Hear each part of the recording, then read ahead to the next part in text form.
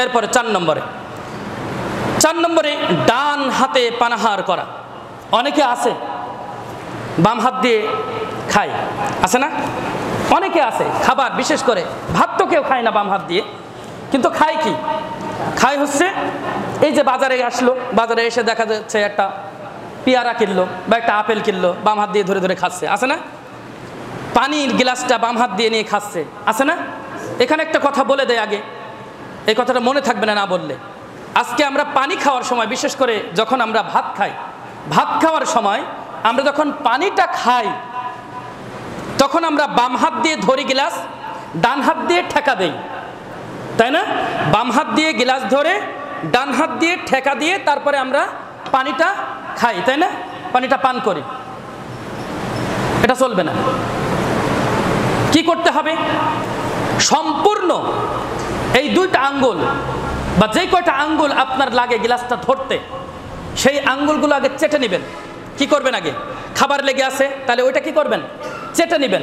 সুন্দর করে চেটে নিয়ে তারপরে গ্লাসটা ডান হাত দিয়েই আপনাকে ধরে পানি খেতে হবে। কারণ ডান হাত দিয়ে খাই হচ্ছে মুসলমান, আর বাম হাত দিয়ে খাই হলো শয়তান, বলেছেন নবী মুহাম্মদ রাসূলুল্লাহ সাল্লাল্লাহু আলাইহি সাল্লাম। ডান হাত দিয়ে খাই কে? মুসলমান। সবাই বলেন কে? ডান হাত দিয়ে খাই কে? মুসলমান। বাম হাত দিয়ে খাই কে? শয়তান। সুতরাং আমরা বাম হাত দিয়ে খাবো না। কোন হাত দিয়ে খাবো? ডান হাত দিয়ে খাবো। সাথে সাথে আল্লাহ রাসূল সাল্লাল্লাহু আলাইহি ওয়াসাল্লাম আরো দুইটা জিনিস বলতেন, যে বাম হাতে খাবে না এবং বাম হাত দিয়ে কোনো মানুষকে কোনো জিনিস দিবেও না। বাম হাত দিয়ে কোনো মানুষকে কি করা যাবে না? কোনো জিনিস দেওয়াও যাবে না। এটা একটা আদব।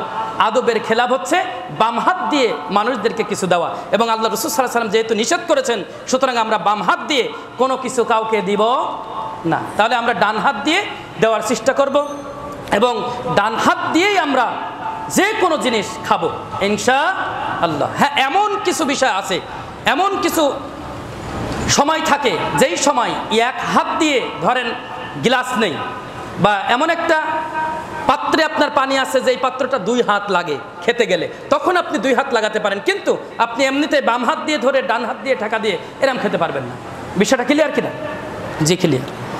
প্রিয় হাজিরিন, তাহলে 4 নম্বরে যেটা দেখলাম, ডান হাত দিয়ে খেতে হবে, খাদ্য গ্রহণ করতে হবে। এরপরে 5 নম্বরে যে কথা বলবো সেটা হচ্ছে খাবার শেষে আঙ্গুল ও প্লেট চেটে খাওয়া। খাবার শেষে আঙ্গুল ও প্লেট চেটে খাওয়া। রাসূল করিম সাল্লাল্লাহু আলাইহি সাল্লাম বলছেন, ইজা আকালা আহাদাকুম ফালা ইয়ামসাহ, যে যখন তোমাদের কেউ খাবার খায়, খাবার গ্রহণ করে, তখন সে যেন তার আঙ্গুল চেটে খাওয়ার আগে না ধোয়। তাহলে আঙ্গুলটা আগে কি করতে হবে? চেটে খেতে হবে।